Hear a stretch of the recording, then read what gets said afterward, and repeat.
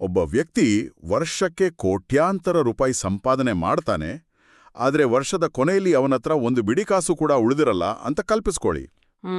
ಇದು ನಿಜಕ್ಕೂ ಆಶ್ಚರ್ಯ ಅನ್ಸುತ್ತೆ. ಹೌದಲ್ವಾ? ಮೇಲ್ನೋಟಕ್ಕೆ ಇದು ಅಸಾಧ್ಯ, ಆತನ ಲೆಕ್ಕಾಚಾರದಲ್ಲಿ ಎಲ್ಲೋ ದೊಡ್ಡ ತಪ್ಪಾಗೇಬೇಕು ಅಥವಾ ತಪ್ಪು ಜಾಗದಲ್ಲಿ ಇನ್ವೆಸ್ಟ್ ಮಾಡಿರ್ಬೇಕು ಅಂತ ನಮಗೆಲ್ಲ ಅನ್ಸುತ್ತೆ. ಖಂಡಿತ ಸಾಮಾನ್ಯ ಯೋಚನೆ ಅದೇ ಆಗಿರುತ್ತೆ. ಆದರೆ ಇಲ್ಲಿ ಅಚ್ಚರಿಯ ವಿಷಯ ಏನಪ್ಪಾ ಅಂದ್ರೆ, ಸಮಸ್ಯೆ ಇರುವುದು ಆತನ ಲೆಕ್ಕಾಚಾರದಲ್ಲಿ ಅಲ್ಲ, ಬದಲಾಗಿ ಆತನ ಮಿದುಳಿನಲ್ಲಿ ಓಡುತ್ತಿದ್ದ ಒಂದು ಕಣ್ಣಿಗೆ ಕಾಣದ ಸಾಫ್ಟ್ವೇರ್ನಲ್ಲಿ. ಎಕ್ಸಾಕ್ಟ್ಲಿ. ನಾವು ಸಾಮಾನ್ಯವಾಗಿ ಹಣಕಾಸಿನ ಬಗ್ಗೆ ಮಾತಾಡುವಾಗ ಬರೀ ಷೇರು ಮಾರುಕಟ್ಟೆ, ಬಡ್ಡಿದರ, ಲಾಭನಷ್ಟಗಳ ಲೆಕ್ಕಾಚಾರದ ಬಗ್ಗೆ ಮಾತ್ರ ಯೋಚಿಸ್ತೀವಿ. ಆದರೆ ನೈಜ ಸಂಪತ್ತು ಅನ್ನೋದು ಬರೀ ಲೆಕ್ಕಾಚಾರದ ಆಟವಲ್ಲ, ಅದೊಂದು ಸಂಪೂರ್ಣ ಆಂತರಿಕ ಮನೋವಿಜ್ಞಾನ. ಈ ಆಳವಾದ ವಿಶ್ಲೇಷಣೆಗೆ ಸ್ವಾಗತ. ಇಂದು ನಾವು ಟಿ. ಹಾರ್ವ್ ಎಕರ್ ಅವರ secrets of the millionaire mind ಪುಸ್ತಕದ ಮೂಲ ವಸ್ತುಗಳನ್ನು ಆಧರಿಸಿ ಈ ವಿಷಯನ ಎಕ್ಸ್ಪ್ಲೋರ್ ಮಾಡ್ತಿದ್ದೀವಿ. ಹೌದು, ನಾವು ಹಣಕಾಸು ಅಂದ್ರೆ ಕೇವಲ ಅಂಕಿಅಂಶಗಳು, ಅದೊಂದು ನಿಖರವಾದ ವಿಜ್ಞಾನ ಅಂತ ನಂಬಿರ್ತೀವಿ. ಆದ್ರೆ ಇಲ್ಲಿರುವ ಅತ್ಯಂತ ಆಕರ್ಷಕ ವಿಷಯವೇ ಬೇರೆ.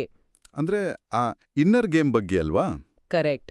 ಕೆಲವರು ಎಷ್ಟೇ ಕಷ್ಟಪಟ್ರೂ ಹಣಕ್ಕಾಗಿ ಪರದಾಡ್ತಾರೆ. ಆದ್ರೆ ಇನ್ನೂ ಕೆಲವರು ಮಣ್ಣು ಮುಟ್ಟಿದ್ರೂ ಚಿನ್ನ ಆಗುತ್ತೆ. ಅವರು ಸಹಜವಾಗಿ ಸಂಪತ್ತನ್ನ ಆಕರ್ಷಿಸ್ತಾರೆ. ಇದರ ಹಿಂದಿನ ಅಸ್ಸಲಿಗುಟ್ಟು ನಮ್ಮೆಲ್ಲರ ಮನಸ್ಸಿನಲ್ಲಿ ಅಡಗಿರೋ ಆ ಹಣಕಾಸಿನ ನೀಲನಕ್ಷೆ ಅಥವಾ ಮನಿ ಬ್ಲೂಪ್ರಿಂಟ್. ಇದು ಕೇಳೋಕೆ ಬಹಳ ಇಂಟ್ರೆಸ್ಟಿಂಗ್ ಆಗಿದೆ. ಅಂದ್ರೆ ಹೊರಗಿನ ವ್ಯಾಪಾರ ತಂತ್ರಗಳು ಎಷ್ಟೇ ಚೆನ್ನಾಗಿದ್ರೂ ನಮ್ಮ ಆಂತರಿಕ ಮನಸ್ಥಿತಿ ಸರಿಯಿಲ್ಲ ಅಂದ್ರೆ ಹಣ ನಮ್ಮ ಬಳಿ ನಿಲ್ಲೋದಿಲ್ಲ ಅನ್ನೋದು ಮೂಲಭೂತ ಸತ್ಯ. 100% ಸತ್ಯ. ಇದನ್ನ ಅರ್ಥ ಮಾಡ್ಕೊಳ್ಳಕ್ಕೆ ನಾವೊಂದು ಮರದ ಉಪಮೆಯನ್ನ ತಗೋಬಹುದು. ಒಂದು ದೊಡ್ಡ ಮರನ ಕಲ್ಪಿಸ್ಕೊಳ್ಳಿ. ಓಕೆ, ಕಲ್ಪಿಸ್ಕೊಂಡೆ. ಆ ಮರನನ್ನ ನಮ್ಮ ಜೀವನ ಅನ್ಕೊಂಡ್ರೆ, ಆ ಮರದ ಮೇಲಿರುವ ಹಣ್ಣುಗಳು ನಮ್ಮ ಜೀವನದ ಫಲಿತಾಂಶಗಳು. ನಾವು ಹಣ್ಣುಗಳನ್ನ ನೋಡ್ತೀವಿ, ಆದ್ರೆ ಅವು ನಮ್ಗೆ ಇಷ್ಟ ಆಗಲ್ಲ. ಅವು ತುಂಬಾ ಚಿಕ್ಕದಿರ್ಬೋದು, ಅಥವಾ ರುಚಿಯಾಗಿಲ್ಲದೆ ಇರಬಹುದು. ಹೌದು, ಅಥವಾ ಸಂಖ್ಯೆಯಲ್ಲಿ ತೀರಾ ಕಡಿಮೆ ಇರಬಹುದು. ಆಗ ಮನುಷ್ಯರಾದ ನಾವು ಏನ್ ಮಾಡ್ತೀವಿ? ನಮ್ಮ ಇಡೀ ಗಮನವನ್ನ ಆ ಹಣ್ಣುಗಳ ಮೇಲೆಯೇ ಕೇಂದ್ರೀಕರಿಸ್ತೀವಿ. ಅದೇ, ಆ ಫಲಿತಾಂಶಗಳನ್ನೇ ಬದಲಾಯಿಸೋಕೆ ಪರದಾಡ್ತೀವಿ. ಆದ್ರೆ ವಾಸ್ತವದಲ್ಲಿ ಆ ನಿರ್ದಿಷ್ಟ ಹಣ್ಣುಗಳನ್ನ ಸೃಷ್ಟಿ ಮಾಡಿದ್ಯಾವುದು? ನೆಲದ ಅಡಿಯಲ್ಲಿ ಕಣ್ಣಿಗೆ ಕಾಣದಂತಿರೋ ಬೇರುಗಳು ಮತ್ತು ಬೀಜಗಳು ಕಣ್ಣಿಗೆ ಕಾಣುವ ಹಣ್ಣುಗಳನ್ನ ಸೃಷ್ಟಿ ಮಾಡ್ತವೆ. ಅಂದ್ರೆ ಮರದ ಮೇಲಿರುವ ಹಣ್ಣುಗಳನ್ನ, ಅಂದ್ರೆ ಭೌತಿಕ ಪ್ರಪಂಚದಲ್ಲಿರುವ ನಮ್ಮ ಆರ್ಥಿಕ ಫಲಿತಾಂಶಗಳನ್ನ ಬದಲಾಯಿಸಬೇಕಾದ್ರೆ ನಾವು ಮೊದಲು ಆ ಕಣ್ಣಿಗೆ ಕಾಣದ ಬೇರುಗಳನ್ನ ಸರಿಪಡಿಸಬೇಕು. ಎಕ್ಸಾಕ್ಟ್ಲಿ. ಅದೃಶ್ಯವು ದೃಶ್ಯವನ್ನ ಸೃಷ್ಟಿಸುತ್ತದೆ ಅನ್ನೋದು ಇದೆ. ನೆಲದ ಮೇಲಿರುವ ವಸ್ತುಗಳನ್ನ ಬದಲಾಯಿಸೋ ಮುನ್ನ ನೆಲದ ಅಡಿಯಲ್ಲಿ ಇರೋದನ್ನ ಬದಲಾಯಿಸಬೇಕು. ಸರಿ, ಇದನ್ನ ಇನ್ನಷ್ಟು ಬಿಡಿಸಿ ನೋಡೋಣ. ಇದು ನನಗೆ ಕಂಪ್ಯೂಟರ್ನ ಒಂದು ಅದ್ಭುತ ಉಪಮೆಯನ್ನ ನೆನಪಿಸ್ತಾ ಇದೆ. ಓಹೋ, ಹೇಳಿ, ಯಾವ ಉಪಮೆಯದು? ಈಗ ನಾವು ಕಂಪ್ಯೂಟರ್ನಲ್ಲಿ ಒಂದು ಪತ್ರವನ್ನ ಟೈಪ್ ಮಾಡ್ತಿದ್ದೀವಿ ಅನ್ಕೊಳ್ಳಿ. ಅದನ್ನ ಪ್ರಿಂಟ್ ತೆಗೆದಾಗ ಆ ಭೌತಿಕ ಕಾಗದದಲ್ಲಿ ಒಂದು ಸ್ಪೆಲ್ಲಿಂಗ್ ಮಿಸ್ಟೇಕ್, ಕಾಗುಣಿತ ದೋಷ ಇರೋದು ನಮ್ಮ ಕಣ್ಣಿಗೆ ಬೀಳುತ್ತೆ. ಆಗ ನಾವು ತಕ್ಷಣ ಏನ್ ಮಾಡ್ತೀವಿ? ತಕ್ಷಣ ನಾವು ಒಂದು ಅಳಿಸುವ ರಬ್ಬರ್ ತಗೊಂಡು, ಇರೇಸರ್ ತಗೊಂಡು ಆ ಕಾಗದದ ಮೇಲಿರುವ ತಪ್ಪನ್ನು ಉಜ್ಜಿ ಅಳಿಸ್ತೀವಿ.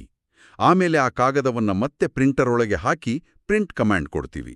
ಆದ್ರೆ ಮತ್ತೆ ಅದೇ ತಪ್ಪು ಕಾಗದದ ಮೇಲೆ ಮೂಡಿ ಬರುತ್ತೆ ಅಲ್ವಾ? ಹೌದು, ಅಚ್ಚರಿ ಅಂದ್ರೆ ಅದೇ ತಪ್ಪು ಮತ್ತೆ ಬರುತ್ತೆ. ನಾವು ಎಷ್ಟೇ ದೊಡ್ಡ ರಬ್ಬರ್ ತಂದು ಎಷ್ಟೇ ಹೊತ್ತು ಉಜ್ಜಿದ್ರೂ ಆ ಕಾಗದದ ಮೇಲಿನ ತಪ್ಪು ಸರಿ ಹೋಗೋದಿಲ್ಲ. ಯಾಕಂದ್ರೆ ಸಮಸ್ಯೆ ಇರೋದು ಆ ಕಾಗದದಲ್ಲಿ ಅಲ್ಲ. ನಿಖರವಾಗಿ ಸಮಸ್ಯೆ ಇರೋದು ಹೊರಗಿನ ಭೌತಿಕ ಪ್ರಪಂಚದಲ್ಲಿ ಅಲ್ಲ, ಬದಲಾಗಿ ಕಂಪ್ಯೂಟರ್ನ ಒಳಗಿರುವ ಸಾಫ್ಟ್ವೇರ್ ಪ್ರೋಗ್ರಾಂನಲ್ಲಿ. ಆ ಮಾನಸಿಕ ಪ್ರಪಂಚವನ್ನ ಬದಲಾಯಿಸದೆ ಭೌತಿಕ ಪ್ರಪಂಚವನ್ನ ಎಷ್ಟೇ ತಿದ್ದಿದ್ರೂ ಯಾವುದೇ ಪ್ರಯೋಜನ ಇಲ್ಲ. ಬಹಳ ಅದ್ಭುತವಾಗಿ ಹೇಳಿದ್ರಿ. ಈ ಕಂಪ್ಯೂಟರ್ ಪ್ರೋಗ್ರಾಮಿಂಗ್ನ ಹಿಂದಿನ ವಿಜ್ಞಾನವನ್ನ ನಾವು ಸ್ವಲ್ಪ ಆಳವಾಗಿ ನೋಡಿದ್ರೆ ನಮ್ಮ ಮಿದುಳು ಹೇಗೆ ಪ್ರೋಗ್ರಾಮ್ ಆಗಿದೆ ಅನ್ನೋದು ಸ್ಪಷ್ಟವಾಗುತ್ತೆ. ಅಂದ್ರೆ ಆ ಮನಿ ಬ್ಲೂ ಪ್ರಿಂಟ್ ಹೇಗೆ ತಯಾರಾಗುತ್ತೆ ಅಂತಾನ? ನಮ್ಮ ಆಲೋಚನೆಗಳನ್ನ, ಅಂದ್ರೆ ಥಾಟ್ಸ್ ಅನ್ನ ಹುಟ್ಟುಹಾಕುತ್ತೆ. ಆ ಆಲೋಚನೆಗಳು ನಮ್ಮ ಭಾವನೆಗಳನ್ನ, ಫೀಲಿಂಗ್ಸ್ ಅನ್ನ ಸೃಷ್ಟಿಸ್ತವೆ. ಓಕೆ, ಪ್ರೋಗ್ರಾಮಿಂಗ್ ಇಂದ ಆಲೋಚನೆ, ಆಲೋಚನೆಯಿಂದ ಭಾವನೆ, ಆಮೇಲೆ ಆ ಭಾವನೆಗಳು ನಮ್ಮ ಕ್ರಿಯೆಗಳನ್ನ, ಅಂದ್ರೆ ಆಕ್ಷನ್ಸ್ ಅನ್ನ ನಿರ್ದೇಶಿಸ್ತವೆ. ಮತ್ತು ಕ್ರಿಯೆಗಳು ಅಂತಿಮವಾಗಿ ನಮ್ಮ ಫಲಿತಾಂಶಗಳನ್ನ, ಅಂದ್ರೆ ರಿಸಲ್ಟ್ಸ್ ಅನ್ನ ನಿರ್ಧರಿಸ್ತವೆ. ಇದು ಕೇಳಕ್ಕೆ ಬಹಳ ತಾರ್ಕಿಕವಾಗಿದೆ. ಆದ್ರೆ ಈ ಪ್ರೋಗ್ರಾಮಿಂಗ್ ಅನ್ನೋದು ನಮ್ಮ ಮಿದುಳಿನಲ್ಲಿ ಹೇಗೆ ಇನ್ಸ್ಟಾಲ್ ಆಗುತ್ತೆ? ಹುಟ್ಟಿದಾಗ್ಲೇ ಯಾರು ಶ್ರೀಮಂತರಾಗ್ಬೇಕು, ಯಾರು ಬಡವರಾಗ್ಬೇಕು ಅಂತ ಏನು ಬರ್ದಿರಲ್ಲ. ಇಲ್ಲ, ಇದು ಹುಟ್ಟಿನಿಂದ ಬರೋದಿಲ್ಲ. ಇದು ನಮ್ಮ ಬಾಲ್ಯದಲ್ಲಿ ರೂಪುಗೊಳ್ಳುತ್ತೆ. ಮುಖ್ಯವಾಗಿ ನಾವು ಕೇಳಿದ ಮಾತುಗಳು, ನೋಡಿದ ಮಾದರಿಗಳು ಮತ್ತು ನಾವು ಅನುಭವಿಸಿದ ಘಟನೆಗಳಿಂದ ಇದು ಸೆಟ್ ಆಗುತ್ತೆ. ಅಂದ್ರೆ ನಾವು ಚಿಕ್ಕವರಿದ್ದಾಗ ನಮ್ಮ ಸುತ್ತಮುತ್ತ ನಡೆದದ್ದೆಲ್ಲ. ಹೌದು. ಬಾಲ್ಯದಲ್ಲಿ ನಮ್ಮ ಪೋಷಕರು ಹಣ ಸಂಪಾದಿಸುವುದು ಬಹಳ ಕಷ್ಟ, ಹಣ ಏನು ಮರದಲ್ಲಿ ಬೆಳೆಯೋದಿಲ್ಲ ಅಥವಾ ಶ್ರೀಮಂತರೆಲ್ಲ ದುರಾಸೆಯವರು ಅಂತ ಪದೇ ಪದೇ ಹೇಳೋದನ್ನ ನಾವು ಕೇಳಿದ್ರೆ ಅದು ನಮ್ಮ ಮಿದುಳಿನಲ್ಲಿ ಒಂದು ಸಾಫ್ಟ್ವೇರ್ ಪ್ರೋಗ್ರಾಮ್ ಆಗಿ ಸೇವ್ ಆಗಿಬಿಡುತ್ತೆ. ಓಹೋ. ಇದು ನಮ್ಮ ಆರ್ಥಿಕ ಥರ್ಮೋಸ್ಟ್ಯಾಟ್ ಅಂದ್ರೆ ತಾಪಮಾನ ನಿಯಂತ್ರಕವನ್ನ ಶಾಶ್ವತವಾಗಿ ಸೆಟ್ ಮಾಡಿಬಿಡುತ್ತೆ. ಈಗ ನನ್ಗೆ ಅರ್ಥ ಆಗ್ತಿದೆ. ಆರಂಭದಲ್ಲಿ ನಾವು ಪ್ರಸ್ತಾಪ ಮಾಡಿದ ಆ ವ್ಯಕ್ತಿಯ ಕಥೆ, ಸ್ಟೀಫನ್ನ ಕಥೆಯನ್ನ ಇಲ್ಲಿ ನೆನಪಿಸ್ಕೊಳ್ಬೋದು. ಹೌದು, ಸ್ಟೀಫನ್ನ ಉದಾಹರಣೆಯಲ್ಲಿ ಬಹಳ ಸೂಕ್ತವಾಗಿದೆ. ಆತ ವರ್ಷಕ್ಕೆ $8 ಲಕ್ಷ ಗಳಿಸ್ತಿದ್ರು. ಆ ಹಣವನ್ನೆಲ್ಲ ಕಳ್ಕೊಂತಿದ್ದಾನಲ್ಲ, ಅದಕ್ಕೆ ಕಾರಣ ಆತನ ಈ ಆರ್ಥಿಕ ಥರ್ಮೋಸ್ಟ್ಯಾಟ್ ಮೊದಲೇ ಕಡಿಮೆ ಮಟ್ಟಕ್ಕೆ ಸೆಟ್ ಆಗಿದ್ದಿರಬೇಕಲ್ವಾ? ಸರಿಯಾಗಿ ಗುರುತಿಸಿದ್ರಿ. ಸ್ಟೀಫನ್ನ ತಾಯಿ ಯಾವಾಗ್ಲೂ ಆತನಿಗೆ ಶ್ರೀಮಂತರು ದುರಾಸೆಯವರು, ಅವರು ಬಡವರ ಬೆವರಿನಿಂದ ಹಣ ಗಳಿಸ್ತಾರೆ ಅಂತ ಹೇಳಿಕೊಟ್ಟಿದ್ಲು. ಇದರಿಂದ ಆತನ ಉಪಪ್ರಜ್ಞೆ ಮನಸ್ಸಿನಲ್ಲಿ ಅಂದ್ರೆ ಸಬ್ಕಾನ್ಷಿಯಸ್ ಮೈಂಡ್ನಲ್ಲಿ ಶ್ರೀಮಂತಿಕೆ ಅಂದ್ರೆ ಕೆಟ್ಟದ್ದು ಅನ್ನೋ ನಂಬಿಕೆ ಬೇರೂರಿತು. ಅಂದ್ರೆ ಶ್ರೀಮಂತನಾದ್ರೆ ನಾನು ಕೂಡ ಕೆಟ್ಟವನಾಗ್ತೀನಿ ಅಂತ ಆತ ಅನ್ಕೊಂಡಿದ್ದ. ಹೌದು, ಆತ ತನ್ನ ತಾಯಿಯನ್ನ ಬಹಳ ಪ್ರೀತಿಸ್ತಿದ್ದ. ತಾನು ಶ್ರೀಮಂತನಾದ್ರೆ ಎಲ್ಲೋ ತನ್ನ ತಾಯಿಯ ಪ್ರೀತಿಯನ್ನ ಕಳೆದುಕೊಳ್ತೀನಿ ಅನ್ನೋ ಭಯ ಅವನಲ್ಲಿ ಅರಿವಿಲ್ಲದೆಯೇ ಹುಟ್ಕೊಂಡಿತ್ತು. ಇದು ನಿಜಕ್ಕೂ ಬೆಚ್ಚಿ ಬೀಳುವಂತಿದೆ. ಅಂದ್ರೆ ತಾರ್ಕಿಕಲಾಗಿ ಆತ ಹಣ ಗಳಿಸೋಕೆ ಇಷ್ಟಪಟ್ರು. ಹಗಲಿರುಳು ಕಷ್ಟಪಟ್ಟು ದುಡಿದ್ರೂ ಭಾವನಾತ್ಮಕವಾಗಿ ಆ ಹಣವನ್ನ ಕಳೆದುಕೊಳ್ಳೋದೇ ಆತನಿಗೆ ಸುರಕ್ಷಿತ ಅಂತ ಎನಿಸ್ತಿತ್ತು. ಅದೇ ಇಲ್ಲಿನ ಅತಿ ಮುಖ್ಯವಾದ ಅಂಶ. ತಾರ್ಕಿಕತೆ ಮತ್ತು ಆಳವಾಗಿ ಬೇರೂರಿರುವ ಭಾವನೆಗಳ ನಡುವೆ ಎಂದಾದ್ರೂ ಸಂಘರ್ಷ ಬಂದ್ರೆ ಅಲ್ಲಿ ಯಾವಾಗ್ಲೂ ಭಾವನೆಗಳೇ ಗೆಲ್ತವೆ. ಭಾವನೆಗಳೇ ಗೆಲ್ತವೆ. ಇದು ಬಹಳ ಪವರ್ಫುಲ್ ಸ್ಟೇಟ್ಮೆಂಟ್. ಹೌದು, ಮನುಷ್ಯನ ಮೆದುಳು ತರ್ಕಕ್ಕಿಂತ ಹೆಚ್ಚಾಗಿ ಭಾವನೆಗಳಿಗೆ ಸ್ಪಂದಿಸುತ್ತೆ. ಸ್ಟೀಫನ್ನ ಮನಸ್ಸು ತಾಯಿಯ ಒಪ್ಪಿಗೆ ಪಡೆಯೋಕೆ, ಆ ಪ್ರೀತಿ ಉಳಿಸ್ಕೊಳ್ಳೋಕೆ ಹಣವನ್ನೆಲ್ಲ ಕಳೆದುಕೊಳ್ಳೋ ನಿರ್ಧಾರವನ್ನ ತಾನಾಗಿಯೇ ಮಾಡ್ತಿತ್ತು. ಇದುವೇ ನಮ್ಮ ಹಳೆಯ ಈಲನಕ್ಷೆಯ ಹಿಂದಿನ ವಿಜ್ಞಾನ. ಇದು ಒಂಥರ ನಮ್ಗೆ ತಿಳಿದೇ ನಮ್ಮನ್ನ ನಿಯಂತ್ರಿಸುವ ಒಂದು ಅದೃಶ್ಯ ಶಕ್ತಿ ಇದ್ದಂತೆ. ಈಗ ಈ ಹಳೆಯ ದೋಷಪೂರಿತ ಸಾಫ್ಟ್ವೇರ್ ನಮ್ಮಲ್ಲಿ ಇದೆ ಅಂತ ನಮ್ಗೆ ಅರಿವಾಯಿತು ಅನ್ಕೊಳ್ಳಿ. ಅದನ್ನ ಡಿಲೀಟ್ ಮಾಡಿ ಹೊಸ ಸಾಫ್ಟ್ವೇರ್ ಹಾಕುವ ಮೊದಲ ಹೆಜ್ಜೆ ಏನು? ಆ ಮೊದಲ ಹೆಜ್ಜೆ ನಮ್ಮ ಜೀವನದ ಜವಾಬ್ದಾರಿಯನ್ನ ಸಂಪೂರ್ಣವಾಗಿ ನಾವೇ ಹೊರುವುದು. ನಮ್ಮ ಹಳೆಯ ನೀಲನಕ್ಷೆಯನ್ನ ಬದಲಾಯಿಸಬೇಕು ಅಂದ್ರೆ ಮೊದಲು ಸ್ಟಿಯರಿಂಗ್ ವೀಲ್ ಹಿಡಿಬೇಕು. ಸ್ಟಿಯರಿಂಗ್ ವೀಲ್ ಹಿಡಿಯೋದು ಅಂದ್ರೆ ಕಾರಿನ ಹಿಂದಿನ ಸೀಟಿನಲ್ಲಿ ಕುಳಿತು ಬೇರೆಯವರು ಕಾರು ಓಡಿಸೋದನ್ನ ನೋಡುವ ಬದಲು ನಮ್ಮ ಜೀವನದ ಕಾರಿನ ಚಾಲಕರು ನಾವೇ ಆಗ್ಬೇಕು. ಶ್ರೀಮಂತರು ಯಾವಾಗ್ಲೂ ನನ್ನ ಜೀವನವನ್ನ ನಾನೇ ಸೃಷ್ಟಿಸ್ತೇನೆ ಅಂತ ದೃಢವಾಗಿ ನಂಬುತ್ತಾರೆ. ಆದ್ರೆ ಬಡವರ ಮನಸ್ಥಿತಿ ಹೇಗಿರುತ್ತೆ? ಬಡವರ ಮನಸ್ಥಿತಿ ಹೇಗಿರುತ್ತೆ ಅಂದ್ರೆ ಜೀವನವು ತಮ್ಮ ಪಾಲಿಗೆ ಕೇವಲ ಸಂಭವಿಸುತ್ತೆ ಅಂತ ಅವ್ರು ನಂಬುತ್ತಾರೆ. ಅವರು ಜೀವನದ ಚಾಲಕರಾಗುವ ಬದಲು ಬಲಿಪಶುವಿನ ಪಾತ್ರವನ್ನ ಅತ್ಯಂತ ಪ್ರೀತಿಯಿಂದ ಆಡ್ತಾರೆ. ಬಲಿಪಶುವಿನ ಪಾತ್ರ, ಇದು ನಮ್ಮ ಸಮಾಜದಲ್ಲಿ ಬಹಳ ಸಾಮಾನ್ಯವಾಗಿ ಕಾಣುವ ದೃಶ್ಯ ಅಲ್ವಾ? ಎಲ್ಲದಕ್ಕೂ ಬೇರೆಯವರನ್ನೇ ದೂಷಿಸುವುದು. ಹೌದು, ಲೇಖಕರು ಇಲ್ಲಿ ಬಲಿಪಶುವಿನ 3 ಪ್ರಮುಖ ಲಕ್ಷಣಗಳನ್ನ ವಿವರಿಸ್ತಾರೆ. ಮೊದಲನೆಯದು ದೂಷಿಸುವುದು, ಎರಡನೆಯದು ಸಮರ್ಥಿಸಿಕೊಳ್ಳುವುದು ಮತ್ತು ಮೂರನೆಯದು ದೂರುವುದು. ಓಕೆ, ದೂಷಿಸುವುದು ಅಂದ್ರೆ ಅವರು ತಮ್ಮ ಆರ್ಥಿಕ ವೈಫಲ್ಯಕ್ಕೆ ವ್ಯವಸ್ಥೆಯನ್ನ, ಸರ್ಕಾರವನ್ನ, ಷೇರು ಮಾರುಕಟ್ಟೆಯನ್ನ, ತಮ್ಮ ಬಾಸನ್ನ ಅಥವಾ ತಮ್ಮ ಪೋಷಕರನ್ನೇ ದೂಷಿಸ್ತಾರೆ. ತಪ್ಪು ಯಾವಾಗ್ಲೂ ಬೇರೆಯವರದೇ ಆಗಿರುತ್ತೆ. ಎರಡನೇದು ಸಮರ್ಥಿಸಿಕೊಳ್ಳುವುದು ಅಲ್ವಾ? ಹೌದು, ಅವರು ನನಗೆ ಹಣ ಅಷ್ಟೊಂದು ಮುಖ್ಯವಲ್ಲ ಅಂತ ತಮ್ಮ ಪರಿಸ್ಥಿತಿಯನ್ನ ತಾವೇ ಸಮರ್ಥಿಸ್ಕೊಳ್ತಾರೆ. ಮತ್ತು ಮೂರನೇದು ನಿರಂತರವಾಗಿ ದೂರೋದು, ಅಂದ್ರೆ ಕಂಪ್ಲೇಂಟ್ ಮಾಡೋದು. ಒಂದು ನಿಮಿಷ, ಇಲ್ಲಿ ನನ್ಗೊಂದು ಪ್ರಶ್ನೆ ಇದೆ. ದೂರೋದು ಅಥವಾ ನಮ್ಮ ಕಷ್ಟಗಳನ್ನ ತೋಡ್ಕೊಳ್ಳೋದು ಮನುಷ್ಯನ ಸಹಜ ಗುಣ ಅಲ್ವಾ? ನಮಗೆ ಕಷ್ಟವಾದಾಗ, ಬೇಸರವಾದಾಗ ದೂರುವುದರಿಂದ ನಮ್ಮೊಳಗಿನ ಭಾರ ಇಳಿದಂತೆ ಆಗುತ್ತೆ. ಅದೊಂದು ಮಾನಸಿಕ ನಿರಾಳತೆಯ ಪ್ರಕ್ರಿಯೆ ಅಂತ ಅನ್ಸಲ್ವಾ? ಇದು ಹಣಕಾಸಿನ ಮೇಲೆ ಹೇಗೆ ಪ್ರಭಾವ ಬೀರುತ್ತೆ? ನೀವು ಕೇಳಿದ ಪ್ರಶ್ನೆ ಬಹಳ ಸೂಕ್ತವಾಗಿದೆ. ಮೇಲ್ನೋಟಕ್ಕೆ ದೂರೋದು ಕೇವಲ ಭಾರ ಇಳಿಸ್ಕೊಳ್ಳುವ ಪ್ರಕ್ರಿಯೆ ತರಾನೇ ಕಾಣುತ್ತೆ. ಆದ್ರೆ ನಾವಿದನ್ನ ವಿಶಾಲ ದೃಷ್ಟಿಕೋನಕ್ಕೆ ಜೋಡಿಸಿ, ಅಂದ್ರೆ ಆಕರ್ಷಣೆಯ ನಿಯಮ ಅಥವಾ ಲಾ ಆಫ್ ಅಟ್ರಾಕ್ಷನ್ ಅನ್ನ ಸೂಕ್ಷ್ಮವಾಗಿ ಗಮನಿಸಿದ್ರೆ ಇದರ ಹಿಂದಿರೋ ದೊಡ್ಡ ಅಪಾಯ ತಿಳಿಯುತ್ತೆ. ಓಹೋ, ಲಾ ಆಫ್ ಅಟ್ರಾಕ್ಷನ್ ಇಲ್ಲಿ ಹೇಗೆ ಕೆಲಸ ಮಾಡುತ್ತೆ? ನಿಯಮ ಬಹಳ ಸರಳ. ನೀವು ಯಾವುದರ ಮೇಲೆ ಹೆಚ್ಚು ಗಮನ ಹರಿಸ್ತೀರೋ ಅದು ನಿಮ್ಮ ಜೀವನದಲ್ಲಿ ಹೆಚ್ಚಾಗತ್ತೆ. ನೀವು ನಿರಂತರವಾಗಿ ದೂರುತ್ತಿರುವಾಗ ನಿಮ್ಮ ಇಡೀ ಗಮನ ನಿಮ್ಮ ಜೀವನದಲ್ಲಿರುವ ಸಮಸ್ಯೆಗಳ ಮೇಲೆಯೇ ಇರುತ್ತೆ. ಅಂದ್ರೆ ನಾವು ಸಮಸ್ಯೆಗಳನ್ನೇ ಜಪ ಮಾಡ್ತಿರ್ತೀವಿ ಅಂತ. ಖಂಡಿತ. ಆಗ ಪ್ರಕೃತಿ ಅಥವಾ ಬ್ರಹ್ಮಾಂಡ ಏನ್ಮಾಡುತ್ತೆ, ಅದು ನಿಮಗೆ ಇನ್ನಷ್ಟು ಸಮಸ್ಯೆಗಳನ್ನೇ ತಂದುಕೊಡುತ್ತೆ. ದೂರುವುದರಿಂದ ಮನುಷ್ಯನು ಕೇವಲ, ಇದನ್ನ ಲೇಖಕರು ಬಹಳ ಕಟುವಾಗಿ ಹೇಳ್ತಾರೆ, ಕಸವನ್ನ ಆಕರ್ಷಿಸುವ ಕಾಂತ ಅಂದ್ರೆ ಕ್ರಾಪ್ ಮ್ಯಾಗ್ನೆಟ್ ಆಗಿ ಬದಲಾಗ್ತಾನೆ. ಮೈ ಗಾಡ್, ಕಸವನ್ನ ಆಕರ್ಷಿಸುವ ಕಾಂತ. ಇದು ನಿಜಕ್ಕೂ ಒಂದು ಹೊಸ ದೃಷ್ಟಿಕೋನ. ಅಂದ್ರೆ ನಾವು ದೂರ್ತಾ ಕುಳಿತಾಗ ನಮಗೆ ಅರಿವಿಲ್ಲದೆಯೇ ನಾವು ಆ ಸಮಸ್ಯೆಗಳಿಗೆ ಇಂಧನ ಒದಗಿಸ್ತಿರ್ತೀವಿ. ಹೌದು. ಮತ್ತು ಇಲ್ಲಿ ಗಮನಿಸಲೇಬೇಕಾದ ಒಂದು ಸತ್ಯ ಇದೆ. ನೀವು ಜಗತ್ತಿನ ಯಾವುದೇ ಮೂಲೆಯಲ್ಲಿ ಹುಡುಕಿದ್ರೂ ನಿಜವಾದ ಶ್ರೀಮಂತ ಬಲಿಪಶು ಎಲ್ಲೂ ಸಿಗೋದಿಲ್ಲ. ನಿಜವಾದ ಶ್ರೀಮಂತ ಬಲಿಪಶು ಜಗತ್ತಿನಲ್ಲಿ ಎಲ್ಲೂ ಇಲ್ಲ. ವಾವ್. ನೀವು ಬಲಿಪಶು ಆಗಿರ್ಬೋದು ಅಥವಾ ಶ್ರೀಮಂತರಾಗಿರ್ಬೋದು, ಆದ್ರೆ ಎರಡೂ ಆಗಲು ಖಂಡಿತ ಸಾಧ್ಯವಿಲ್ಲ. ಹಾಗಾದ್ರೆ ಜನ ಬಲಿಪಶುವಿನ ಪಾತ್ರವನ್ನ ಯಾಕೆ ಆರಿಸ್ಕೊಳ್ತಾರೆ ಅಂತ ನೀವು ಕೇಳ್ಬೋದು. ಹೌದು, ಅದು ಯಾಕೆ? ಯಾರಿಗೂ ಕಷ್ಟಪಡೋದು ಇಷ್ಟ ಇರಲ್ವಾ? ಯಾಕಂದ್ರೆ ಹಾಗೆ ನರಳೋದ್ರಿಂದ ಅವರಿಗೆ ಇತರರಿಂದ ಗಮನ ಸಿಗತ್ತೆ, ಸಿಂಪತಿ ಸಿಗತ್ತೆ. ಅನೇಕ ಬಾರಿ ಜನ ಇತರರು ತಮ್ಮತ್ತ ಗಮನ ಹರಿಸುವುದನ್ನೇ ಪ್ರೀತಿ ಅಂತ ತಪ್ಪಾಗಿ ಭಾವಿಸ್ತಾರೆ. ಆದ್ರೆ ಗಮನ ಸೆಳೆಯುವ ಹಂಬಲ ಇರೋರು ಎಂದಿಗೂ ನಿಜವಾದ ಆರ್ಥಿಕ ಯಶಸ್ಸನ್ನ ಪಡೆಯೋಕೆ ಸಾಧ್ಯ ಇಲ್ಲ ಅಂತ ತಜ್ಞರು ವಿಶ್ಲೇಷಿಸ್ತಾರೆ. ಗಮನ ಮತ್ತು ಪ್ರೀತಿಯ ನಡುವಿನ ವ್ಯತ್ಯಾಸವನ್ನ ನಾವು ಅರ್ಥ ಮಾಡ್ಕೊಳ್ಳೇಬೇಕು. ಸರಿ, ನಾವು ಈಗ ಬಲಿಪಶುವಿನ ಮನಸ್ಥಿತಿಯಿಂದ ಹೊರಬಂದ್ವಿ ಅನ್ಕೊಳ್ಳಿ. ನಮ್ಮ ಜೀವನದ ಸ್ಟೀರಿಂಗ್ ವೀಲ್ ಈಗ ನಮ್ಮ ಕೈಯಲ್ಲೇ ಇದೆ. ಮುಂದೇನು? ನಮ್ಮ ಗುರಿ ಎಷ್ಟು ದೊಡ್ಡದಾಗಿರ್ಬೇಕು ಮತ್ತು ಅದಕ್ಕೆ ಬದ್ಧತೆ ಹೇಗಿರ್ಬೇಕು? ಇಲ್ಲಿ ನಾವು ಆಟವನ್ನ ಹೇಗಾಡ್ತಿದೀವಿ ಅನ್ನೋದು ಬಹಳ ಮುಖ್ಯ. ನಾವು ಆಟವನ್ನ ಕೇವಲ ಸೋಲದಿರಲು ಆಡ್ತಿದೀವೋ ಅಥವಾ ಗೆಲ್ಲಲು ಆಡ್ತಿದೀವೋ? ಸೋಲದಿರಲು ಆಡುವುದು ಅಂದ್ರೆ ಡಿಫೆನ್ಸಿವ್ ಆಗಿ ಆಡೋದಲ್ವಾ? ಹೌದು. ಬಡವರ ಮನಸ್ಥಿತಿ ಹೊಂದಿರೋರು ಯಾವಾಗ್ಲೂ ಆಟವನ್ನ ಸೋಲದಿರಲು ಆಡ್ತಾರೆ. ಅವರ ಏಕೈಕ ಗುರಿ ಹೇಗಾದ್ರೂ ಮಾಡಿ ತಿಂಗಳ ಬಿಲ್ ಪಾವತಿಸೋದು ಅಥವಾ ಹೇಗೋ ಬದುಕುಳಿಯೋದು.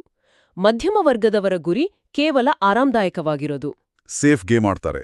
ಕರೆಕ್ಟ್. ಆದರೆ ಶ್ರೀಮಂತರ ಗುರಿ ದೊಡ್ಡ ಮಟ್ಟದ ಸಂಪತ್ತು ಮತ್ತು ಸಮೃದ್ಧಿಯನ್ನ ಸೃಷ್ಟಿಸುವುದು. ಅವರು ಆಕ್ರಮಣಕಾರಿಯಾಗಿ ಗೆಲ್ಲಲೆಂದೇ ಆಡ್ತಾರೆ. ಇದು ಬಹಳ ಆಸಕ್ತಿದಾಯಕವಾಗಿದೆ. ಕೇವಲ ಆರಾಮದಾಯಕವಾಗಿರುವಷ್ಟು ಅಥವಾ ಬಿಲ್ ಪಾವತಿಸುವಷ್ಟು ಹಣ ಇದ್ರೆ ಸಾಕು ಅಂತ ನಾವು ಗುರಿ ಇಟ್ಕೊಂಡ್ರೆ ನಮ್ಗೆ ಕೇವಲ ಅಷ್ಟೇ ಹಣ ಬರುತ್ತೆ. ಹೌದು. ನಿಮ್ಮ ಗುರಿ ಎಷ್ಟಿದೆಯೋ ಅಷ್ಟೇ ಫಲಿತಾಂಶ. ಇಲ್ಲಿ ಒಂದು ಅದ್ಭುತವಾದ ಉದಾಹರಣೆ ಇದೆ. ನಾವು ಒಂದು ರೆಸ್ಟೋರೆಂಟ್ಗೆ, ಹೋಟೆಲ್ಗೆ ಹೋದಾಗ ಮೆನುವಿನ ಬಲಭಾಗದಲ್ಲಿರುವ ಬೆಲೆಯನ್ನ ನೋಡದೆ ತಮಗೆ ಇಷ್ಟವಾದದ್ದನ್ನ ಆರ್ಡರ್ ಮಾಡುವ ಸ್ವಾತಂತ್ರ್ಯವೇ ನಿಜವಾದ ಶ್ರೀಮಂತಿಕೆ ಅಲ್ಲ. ಕೇವಲ ಆರಾಮದಾಯಕ ಸ್ಥಿತಿಯಲ್ಲಿರೋರು ಯಾವಾಗ್ಲೂ ಬಲಭಾಗದಲ್ಲಿರೋ ಬೆಲೆಯನ್ನ ನೋಡಿಯೇ ಎಡಭಾಗದಲ್ಲಿರೋ ತಿನಿಸನ್ನ ಆಯ್ಕೆ ಮಾಡ್ತಾರೆ. ಹೌದು. ಬೆಲೆ ನೋಡಿ ಆಯ್ಕೆ ಮಾಡೋದು ರಕ್ಷಣಾತ್ಮಕ ಆಟ. ಜೊತೆಗೆ ಇಲ್ಲಿ ಇನ್ನೊಂದು ಮುಖ್ಯವಾದ ವಿಷಯ ಇದೆ. ಕೇವಲ ಶ್ರೀಮಂತರಾಗಲು ಬಯಸುವುದಕ್ಕೂ ಮತ್ತು ಶ್ರೀಮಂತರಾಗಲು ಬದ್ಧರಾಗಿರುವುದಕ್ಕೂ ಇರುವ ಅಗಾಧ ವ್ಯತ್ಯಾಸವನ್ನ ನಾವು ಅರ್ಥ ಮಾಡ್ಕೊಳ್ಬೇಕು. ಬಯಸುವುದಕ್ಕೂ ಬದ್ಧರಾಗಿರುವುದಕ್ಕೂ ಅಂದ್ರೆ ವಾಂಟಿಂಗ್ ವರ್ಸಸ್ ಕಮಿಟ್ಮೆಂಟ್ ಅಲ್ವಾ? ಎಕ್ಸಾಕ್ಟ್ಲಿ. ಪ್ರತಿಯೊಬ್ರೂ ಶ್ರೀಮಂತರಾಗಲು ಬಯಸ್ತಾರೆ, ಆದ್ರೆ ಬದ್ಧತೆ, ಕಮಿಟ್ಮೆಂಟ್ ಅಂದ್ರೆ ಯಾವುದೇ ಷರತ್ತುಗಳಿಲ್ದೆ, ಯಾವುದೇ ನೆಪಗಳಿಲ್ದೆ 100% ನಿಮ್ಮನ್ನ ನೀವು ಮುಡುಪಾಗಿಡುವುದು. ಇದೊಂದು ಯೋಧನ ಮಾರ್ಗ.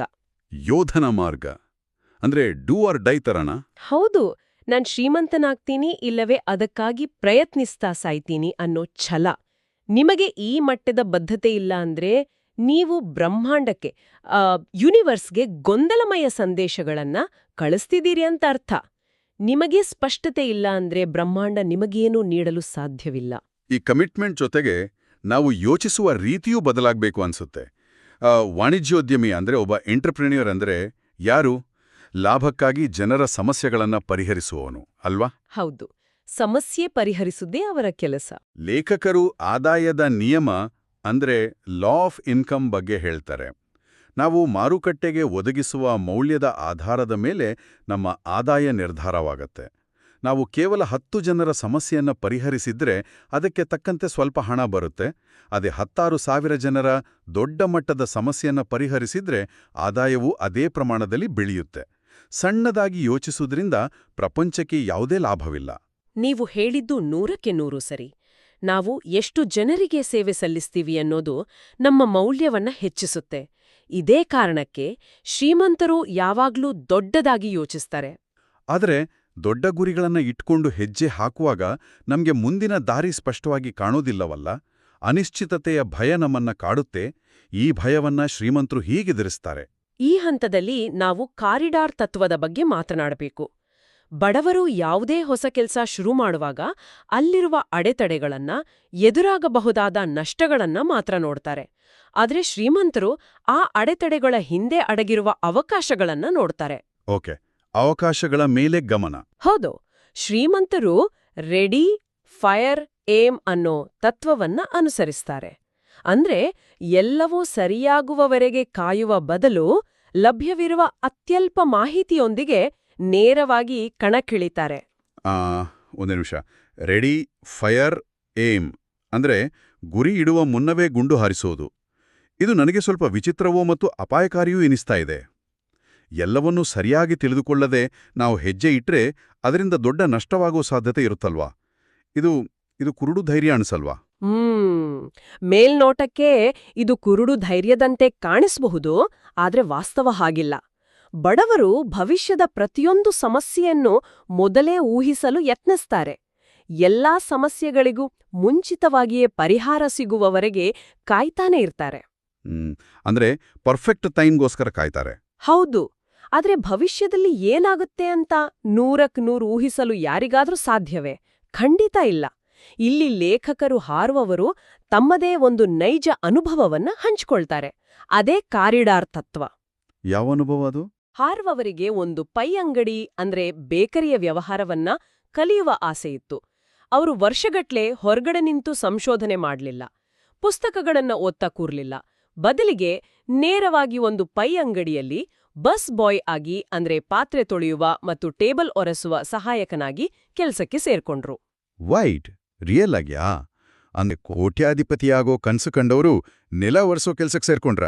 ಹೌದು, ಯಾಕಂದ್ರೆ ಅವರಿಗೆ ಆ ವ್ಯವಹಾರದ ಒಳಹೊಕ್ಕು ನೋಡ್ಬೇಕಿತ್ತು. ಅಲ್ಲಿ ಕೆಲಸ ಮಾಡುವಾಗ ಅವರಿಗೆ ಒಳಗಿನ ವ್ಯಾಪಾರದ ಗುಟ್ಟುಗಳು, ಲಾಭ ನಷ್ಟಗಳು, ವಸ್ತುಗಳನ್ನ ಪೂರೈಸುವವರ ವಿವರಗಳು ಎಲ್ಲವೂ ಪ್ರಾಯೋಗಿಕವಾಗಿ ತಿಳಿಯಿತು.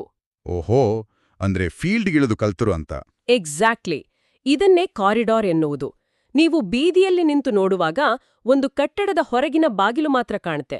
ಒಮ್ಮೆ ನೀವು ಆ ಕಟ್ಟಡದ ಕಾರಿಡಾರ್ ಒಳಗೆ ಪ್ರವೇಶಿಸಿದಾಗ ಮಾತ್ರ ಅಲ್ಲಿರುವ ಬೇರೆ ಬೇರೆ ಬಾಗಿಲುಗಳು, ಹೊಸ ಅವಕಾಶಗಳು ಕಣ್ಣಿಗೆ ಬೀಳ್ತವೆ. ಇದು ನಿಜಕ್ಕೂ ವಂಡರ್ಫುಲ್ ಪಾಯಿಂಟ್. ಅದೇ ಬೇಕರಿಯ ಒಬ್ಬ ಬೇಕರ್ ಮೂಲಕ ಹಾರ್ವ್ ಅವರಿಗೆ ವ್ಯಾಯಾಮದ ಉಪಕರಣಗಳ ಬಗ್ಗೆ ಹೊಸ ಮಾಹಿತಿ ಸಿಕ್ತು. ಅವರು ಬೇಕರಿ ಬಿಟ್ಟು ಆ ಉಪಕರಣಗಳ ವ್ಯಾಪಾರ ಶುರು ಮಾಡಿದ್ರು ಮತ್ತು ಅದು ಅವರನ್ನ ಮುಂದೆ ದೊಡ್ಡ ಫಿಟ್ನೆಸ್ ಉದ್ಯಮಿಯನ್ನಾಗಿ ಮಾಡ್ತು. ಅಂದ್ರೆ ಆ ಕಾರಿಡಾರ್ ಒಳಗೆ ಹೋಗಿದ್ದಕ್ಕೆ ಅವರಿಗೆ ಈ ಹೊಸ ದಾರಿ ಸಿಕ್ತು. ಹೌದು, ಯಾವುದೇ ಕ್ರಿಯೆಯೂ ನಿಷ್ಕ್ರಿಯತೆಗಿಂತ ಉತ್ತಮ ಅನ್ನೋದು ಇಲ್ಲಿನ ಪ್ರಮುಖ ಪಾಠ. ನೀವು ಅಖಾಡಕ್ಕಿಳಿಯದೆ ಈಜಲು ಕಲಿಯೋಕೆ ಸಾಧ್ಯವೇ ಇಲ್ಲ. ಇದು ನಿಜಕ್ಕೂ ಅದ್ಭುತವಾದ ವಿಶ್ಲೇಷಣೆ. ನಾವು ಹೊರಗಡೆ ನಿಂತು ಎಷ್ಟೇ ಲೆಕ್ಕಾಚಾರ ಹಾಕಿದ್ರೂ ಒಳಗೆ ಹೋದ ಮೇಲೆಯೇ ಹೊಸ ಹೊಸ ಅವಕಾಶಗಳು ತೆರೆದುಕೊಳ್ಳೋದು.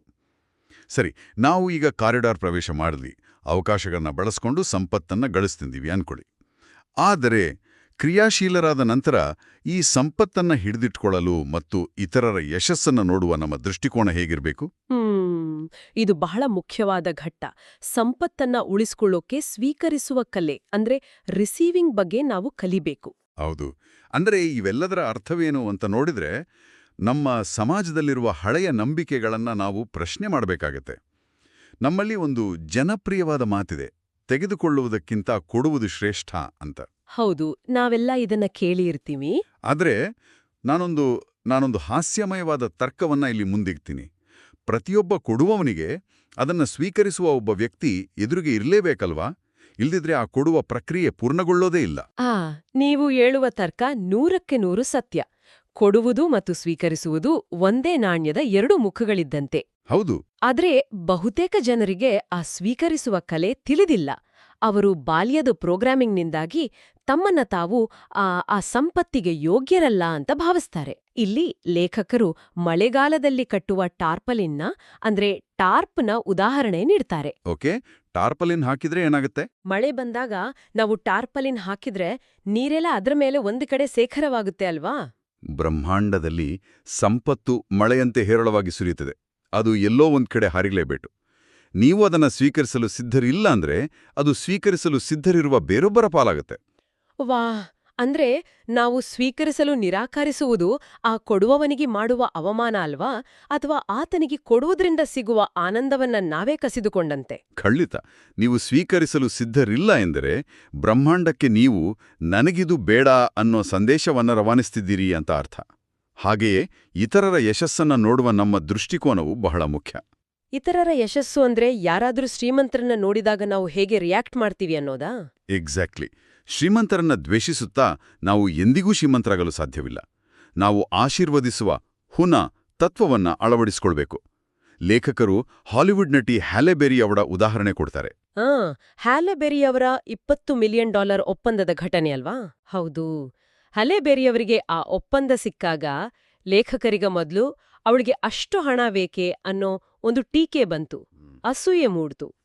ಅದು ಸಹಜವಾದ ಮನುಷ್ಯನ ರಿಯಾಕ್ಷನ್ ಅಲ್ವಾ? ಆದ್ರೆ ತಕ್ಷಣವೇ ಎಚ್ಚೆತ್ತುಕೊಂಡು ಅವರು ತಮ್ಮ ಮನಸ್ಥಿತಿಯನ್ನ ಬದಲಾಯಿಸಿದ್ರು. ಅದ್ಭುತ. ಅವಳು ಅದಕ್ಕೆ 100ಕ್ಕೆ 100 ಅರ್ಹಳು ಅಂತ ಪ್ರಶಂಸಿಸಿದ್ರು. ನಾವು ಏನನ್ನ ಬಯಸ್ತೇವೆಯೋ ಮೊದಲು ಅದನ್ನ ಆಶೀರ್ವದಿಸಲು ಕಲಿಬೇಕು ಅನ್ನೋದು ಹುನಾ ತತ್ವ. ಇದು ನಿಜಕ್ಕೂ ನಮ್ಮ ಕಣ್ಣು ತೆರೆಸುವಂಥ ಒಳನೋಟ. ಮತ್ತು ಲೇಖಕರು ಇನ್ನೊಂದು ವಿಚಾರ ಹೇಳ್ತಾರೆ. ಕೇವಲ ಹಣವೋ ಅಥವಾ ಸಂತೋಷವೋ ಎರಡರಲ್ಲಿ ಒಂದು ಮಾತ್ರ ಅಂತ ಆಯ್ಕೆ ಮಾಡೋ ಬದಲು ನಾವು ಎರಡೂ ಬೇಕು ಅನ್ನೋ ದೃಷ್ಟಿಕೋನ ಇಟ್ಕೋಬೇಕು. ಹೌದು. ಇದು ಅಥವಾ ಅದು ಅನ್ನೋ ಬಡವರ ಮನಸ್ಥಿತಿಯಿಂದ ಹೊರಬರಬೇಕು. ಒಂದೆಡೆ ಹಣ, ಇನ್ನೊಂದೆಡೆ ನೆಮ್ಮದಿ. ಶ್ರೀಮಂತರು ಕೇಕನ್ನ ಹೊಂದುವುದು ಮತ್ತು ಅದನ್ನ ತಿನ್ನುವುದು ಎರಡನ್ನೂ ಒಟ್ಟಿಗೆ ಬಯಸ್ತಾರೆ. ಬೋತ್, ಎರಡೂ ಬೇಕು ಅಂತ. ಕರೆಕ್ಟ್. ಹಣ ಖರ್ಚಾದಂತೆಲ್ಲ ಖಾಲಿಯಾಗುತ್ತೆ ಅಂತ ಬಡವರು ಹೆದರುತ್ತಾರೆ. ಆದ್ರೆ ಒಂದು $5 ಅಥವಾ ನಮ್ಮಲ್ಲಿ $500 ನೋಟು ಅನ್ಕೊಳ್ಳಿ, ಅದು 5 ಜನರ ಕೈ ಬದಲಾದಾಗ ಆ 5 ಜನರಿಗೆ ಹೇಗೆ ಮೌಲ್ಯ ಸೃಷ್ಟಿಯಾಗುತ್ತೆ ಅನ್ನೋದನ್ನ ನಾವು ಗಮನಿಸಬೇಕು. ಅಂದ್ರೆ ಆ ಹಣ ಸರ್ಕ್ಯುಲೇಟ್ ಆದಷ್ಟು. ಹೌದು. ಹಣ ಚಲಾವಣೆಯಾದಷ್ಟು ಸಮಾಜಕ್ಕೆ ಮೌಲ್ಯ ಹೆಚ್ಚಾಗುತ್ತೆ. ಅದು ಮುಗ್ದು ಹೋಗುವ ವಸ್ತು ಅಲ್ಲ, ಅದೊಂದು ಶಕ್ತಿಯ ರೂಪ. ಹಣ ಅನ್ನೋದು ಬಚ್ಚಿಡುವ ವಸ್ತು ಅಲ್ಲ, ಅದೊಂದು ಚಲಾವಣೆಯಾಗುವ ಶಕ್ತಿ. ಬಹಳ ಅದ್ಭುತವಾಗಿ ಹೇಳಿದ್ರಿ. ಸರಿ, ನಾವು ಈ ಆಳವಾದ ವಿಶ್ಲೇಷಣೆಯ ಅಂತಿಮ ಘಟ್ಟಕ್ಕೆ ಬಂದಿದ್ದೀವಿ. ಒಟ್ಟಾರೆಯಾಗಿ ಸಂಪತ್ತು ಎಂಬುದು ಕೇವಲ ಲೆಕ್ಕಾಚಾರವಲ್ಲ, ಅದು ಸಂಪೂರ್ಣವಾಗಿ ನಮ್ಮ ಆಂತರಿಕ ಮನೋವಿಜ್ಞಾನ. ಖಂಡಿತ. ಸಮಸ್ಯೆಗಳು ಎದುರಾದಾಗ ಅವುಗಳಿಂದ ಓಡಿ ಹೋಗುವ ಬದಲು ನಾವು ನಮ್ಮತ್ತಲೇ ಬೊಟ್ಟು ಮಾಡಿ ಮಿನಿಮಿ ಅಂದ್ರೆ ನಾನು ಚಿಕ್ಕವನಾಗಿದ್ದೇನೆ ಅಂತ ನಮ್ಮನ್ನೇ ಎಚ್ಚರಿಸಿಕೊಳ್ಳುವ ತಂತ್ರವನ್ನ ನಾವು ನೆನಪಿಸ್ಕೊಳ್ಬೇಕು. ಹೌದು. ಸಮಸ್ಯೆಯ ಗಾತ್ರ ಎಷ್ಟೇ ದೊಡ್ಡದಿರ್ಲಿ, ನಮ್ಮ ವ್ಯಕ್ತಿತ್ವದ, ನಮ್ಮ ಆಂತರಿಕ ಶಕ್ತಿಯ ಗಾತ್ರ ಅದಕ್ಕಿಂತ ದೊಡ್ಡದಿರಬೇಕು. ನೀವು ನಿಮ್ಮ ಸಮಸ್ಯೆಗಿಂತ ಮಾನಸಿಕವಾಗಿ ದೊಡ್ಡವರಾದಾಗ ಪ್ರಪಂಚದ ಯಾವ ಅಡೆತಡೆಯೂ ನಿಮ್ಮನ್ನ ತಡೆಯೋಕೆ ಸಾಧ್ಯ ಇಲ್ಲ. ನಿಜ. ನಾವು ಸಂವಾದದ ಆರಂಭದಲ್ಲಿ ಮಾತನಾಡಿದ ಆ ಬೇರುಗಳು ಮತ್ತು ಹಣ್ಣುಗಳ ಉಪಮೆಗೆ ಒಮ್ಮೆ ಹಿಂತಿರುಗೋಣ. ನಾವು ಭೌತಿಕ ಪ್ರಪಂಚದ ಹಣ್ಣುಗಳನ್ನ ತಿದ್ದಲು ಎಷ್ಟೇ ಹೆಣಗಾಡಿದ್ರೂ ನಮ್ಮ ಆಂತರಿಕ ಬೇರುಗಳನ್ನ, ಅಂದ್ರೆ ನಮ್ಮ ಮನಸ್ಸಿನ ಆಳದಲ್ಲಿರುವ ಆ ಹಣಕಾಸಿನ ನೀಲನಕ್ಷೆಯನ್ನ ಬದಲಾಯಿಸುವವರಿಗೆ ನೈಜ ಮತ್ತು ಶಾಶ್ವತ ಯಶಸ್ಸು ಅಸಾಧ್ಯ. ಆ ಬೇರುಗಳನ್ನ ಸರಿಪಡಿಸುವ ಕೆಲಸ ಇಂದೇ ಈಗಲೇ ಆಗಬೇಕಿದೆ. ಈ ಸುದೀರ್ಘವಾದ ಮತ್ತು ಇಂಟ್ರೆಸ್ಟಿಂಗ್ ಆದ ಸಂವಾದವನ್ನ ಮುಗಿಸುವ ಮುನ್ನ ಕೇಳುಗರಿಗೆ ಆಲೋಚಿಸಲು ಒಂದು ಪ್ರಚೋದನಕಾರಿ ಚಿಂತನೆಯನ್ನ ಬಿಡೋಣ. ಹೇಳಿ. ನಮ್ಮ ಹಣಕಾಸಿನ ನೀಲನಕ್ಷೆಯು ನಮಗೆ ನಮ್ಮ ಅರಿವಿಲ್ಲದೆ ನಮ್ಮ ಹಿಂದಿನ ಕಾಲದ ಕಡತಗಳಿಂದ, ಆ ಬಾಲ್ಯದ ಪ್ರೋಗ್ರಾಮಿಂಗ್ನಿಂದ ರೂಪಿತವಾಗಿದೆ ಅಂತ ನಮಗೆ ಈಗ ಸ್ಪಷ್ಟವಾಗಿ ತಿಳಿದಿದೆ. ಹೌದು, ಅದು ಈಗ ನಮಗೆ ಅರ್ಥ ಆಗಿದೆ. ಹಾಗಾದ್ರೆ ನಮ್ಮ ಜೀವನದ ಇತರ ಪ್ರಮುಖ ಕ್ಷೇತ್ರಗಳಾದ ನಮ್ಮ ಆರೋಗ್ಯ, ನಮ್ಮ ಸಂಬಂಧಗಳು ಮತ್ತು ನಮ್ಮ ಸಂತೋಷಗಳು ಕೂಡ ಇದೇ ರೀತಿಯ ಹಳೆಯ ಅವಧಿ ಮೀರಿದ ಸಾಫ್ಟ್ವೇರ್ ಪ್ರೋಗ್ರಾಂಗಳಿಂದ ನಿಯಂತ್ರಿಸಲ್ಪಡುತ್ತಿವೆಯೇ? ಇದೊಂದು ಬಹಳ ಆಳವಾದ ಪ್ರಶ್ನೆ. ಯಾಕೆಂದ್ರೆ ಆ ಹಳೆಯ ಪ್ರೋಗ್ರಾಂಗಳು ಕೇವಲ ಬ್ಯಾಂಕ್ ಖಾತೆಗೆ ಮಾತ್ರ ಸೀಮಿತವಾಗಿಲ್ಲ, ಅವು ನಮ್ಮ ಇಡೀ ಜೀವನವನ್ನೇ ಆಳುತ್ತಿರುತ್ತವೆ ಅಲ್ವಾ? ಅದೇ ನೋಡಿ. ಹಾಗಾದ್ರೆ ಇಂದು ನಾವು ಕೇವಲ ಹಣದ ಕಡತಗಳನ್ನಷ್ಟೇ ಅಲ್ಲದೆ ಜೀವನದ ಆ ಎಲ್ಲಾ ಹಳೆಯ ಕಡತಗಳನ್ನ ಮರುರಚಿಸಲು ಪ್ರಾರಂಭಿಸಿದ್ರೆ ನಾಳೆಯ ನಮ್ಮ ಭವಿಷ್ಯ ಇನ್ನೆಷ್ಟು ಅದ್ಭುತವಾಗಿರಬಹುದು. ಖಂಡಿತವಾಗಿ. ನಮ್ಮ ಆಂತರಿಕ ಬೇರುಗಳಿಗೆ ಹೊಸ ನೀರು, ಹೊಸ ಗೊಬ್ಬರ ನೀಡಿದ್ರೆ ಜೀವನದ ಹಣ್ಣುಗಳು ಇನ್ನೆಷ್ಟು ಸಿಹಿಯಾಗಿರಬಹುದು ಅಂತ ನಾವು ಯೋಚಿಸಲೇಬೇಕು. ಅದ್ಭುತ. ಈ ಆಳವಾದ ಪ್ರಶ್ನೆಯೊಂದಿಗೆ ಇಂದಿನ ನಮ್ಮ ವಿಶ್ಲೇಷಣೆಯನ್ನ ಇಲ್ಲಿಗೆ ಮುಕ್ತಾಯಗೊಳಿಸೋಣ. ಆಂತರಿಕ ಬೇರುಗಳನ್ನ ಸರಿಪಡಿಸಿ ಹೊರಗಿನ ಹಣ್ಣುಗಳನ್ನ ಆನಂದಿಸಿ.